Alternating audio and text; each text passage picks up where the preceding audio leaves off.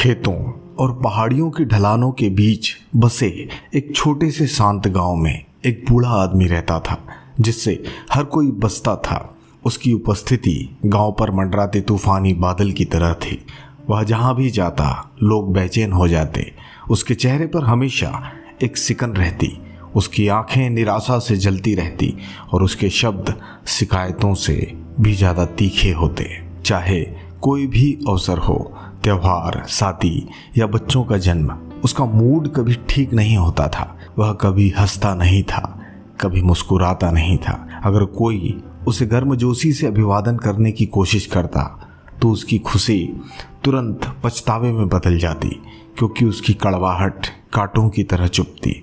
यहाँ तक कि बच्चे जो आमतौर पर गांव की गलियों में हंसी से भरे रहते थे, उससे दूर भागते थे। अगर वे उसके घर के पास खेलने की हिम्मत करते तो वह गुस्से से चिल्लाता और बच्चों की मुस्कान गायब हो जाती।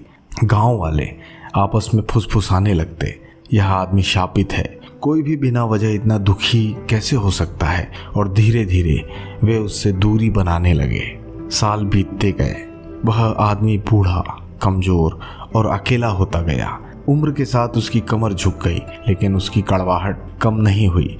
उसके चारों ओर लगभग अंधकारमय माहौल था। कुछ को उस पर दया आती और कुछ को उससे डर लगता था, लेकिन कोई भी उसे सही मायने में नहीं समझता था। लेकिन फिर कुछ ऐसा हुआ जिसने न सिर्फ उस बूढ़े की जिंदगी बदल दी, बल्कि पूरे गांव के खुशियों के बारे में सोचने का नजरिया भी बदल दिया। बूढ़े के 5वें जन्मदिन की सुबह थी। गांव वाले हमेशा की तरह अपने काम पर निकल पड़े, कुछ खेतों की तरफ, कुछ बाजार की तरफ, कुछ कुएं से पानी लाने। लेकिन उस दिन हवा में एक अजीब सी सरसराहट थी। क्या तुमने उसे देखा? एक औरत ने दूसरी औरत से फुसफुसाते हुए कहा। मुझे लगा कि मेरी आंखों ने मुझे धोखा दे दिया है, एक आदमी ने हैरान होकर कहा। वह बूढ़ा मुस्कुरा रहा था। पहले तो लोगों को लगा कि यह मजाक है, वह आदमी मुस्कुरा रहा है, नामुमकिन। लेकिन जैसे जैसे दिन बीतता गया, ज़्यादा से ज़्यादा गांव वालों ने यही बात गौर से देखी।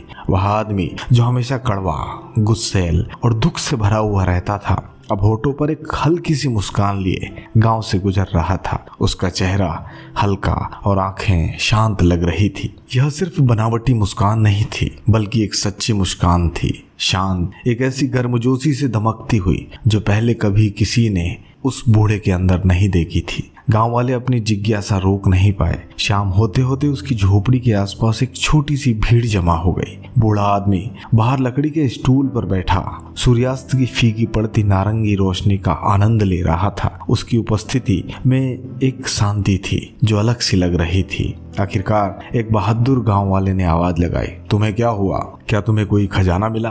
क्या कोई चमत्कार हुआ? बूढ़ा आदमी धीरे से हंसा, एक ऐसी आवाज जो दशकों से किसी ने नहीं सुनी थी। उसने अपना सिर हिलाया। कोई खजाना नहीं, कोई चमत्कार नहीं, बस सच। गांव वाले उसके पास आ गए, उसके आगे बोलने का इंतजार करने लगे। उसकी आवाज शांत, स्थिर और लगभग सुकून देने वाली थी। उसने कहा, 50 साल तक मैं खुशी की तलाश में रहा। मैं हर काम में उस खुशी को चाहता था। मैं सोचता था कि अगर मैं और मेहनत करूंगा, जोर जोर से शिकायत करूंगा या लंबे समय तक उसके पीछे भागूंगा तो वह आखिर मुझे मिल जाएगी। लेकिन उस खुशी की खोज में मैं जितना खोजता गया वह उतनी ही दूर होती गई।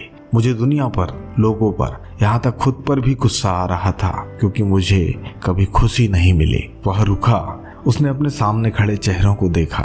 कुछ दया से भरे थे, कुछ विस्मय से। लेकिन कल उसने आगे कहा, मेरे अंदर सब कुछ बदल गया। मुझे एहसास हुआ कि खुशी कोई ऐसी चीज नहीं है जिसके पीछे हम बाहर भागते हैं, या कोई लंबी सड़क के अंत में इंतजार कर रहा इनाम नहीं है। जितना हम इसके पीछे भागते हैं, यह उतना ही हमसे दूर भागती है, और इसीलिए मैंने भागना बंद कर दिया। गांव वाले चुपचाप उसकी हर बात ध्यान से सुन रहे थे। मैंने जिंदगी को स्वीकार कर लिया है, उसने धीरे से कहा। जैसा मैं चाहता था वैसा नहीं, बल्कि जैसा है वैसा।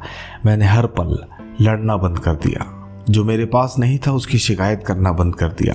मैंने क्रोध, प्रतिरोध को त्याग दिया, और अचानक मुझे आज़ादी का एहसास हुआ। खुशी कहीं और नहीं छिपी है, वह यहीं थी, मेरे अंदर। इंतजार कर रही थी कि मैं उसका पीछा करना छोड़ दूं और बस जी लूं।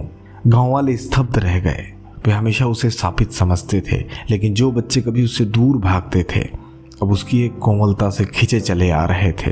एक छोटे लड़के ने मासूमियत से पूछा, तो अगर हम भागना बंद कर दें तो हम भी खुश रहेंगे? बूढ़ा आदमी मुस्कराया, हाँ छोटे, जब हम खुशी के पीछे भागना बंद कर देते हैं तो खुशी दौड़ी चली आती है। उस दिन के बाद से बूढ़े आदमी से ना कोई डरता और ना ही कोई उसे टालता था। बस लोग उसकी संगति चाहते थे, उसके पास बैठकर उसकी शांत बुद्धिमत्ता सुनने के लिए उत्सुक रहते। उसकी छोटी सी झोपड़ी एक शांति का स्थान बन गई, जहां ग्रामीण शिकायत करने नहीं बल्कि जीवन जीने की कला सीखने के लिए आते थे। और हालांकि वह अब भी उस छोटे से गांव में उसी पुरानी झोपड़ी में रहता था, लेकिन उसकी दुनिया पूरी तरह बदल चुकी थी। 50 सालों में वह पहली बार सिर्फ जी नहीं रहा था बल्कि जीवित था। यह कहानी आपको कैसी लगी कमेंट सेक्शन में अपनी राय ज़रूर दें। तो मिलते हैं नेक्स्ट वीडियो में। धन्यवाद।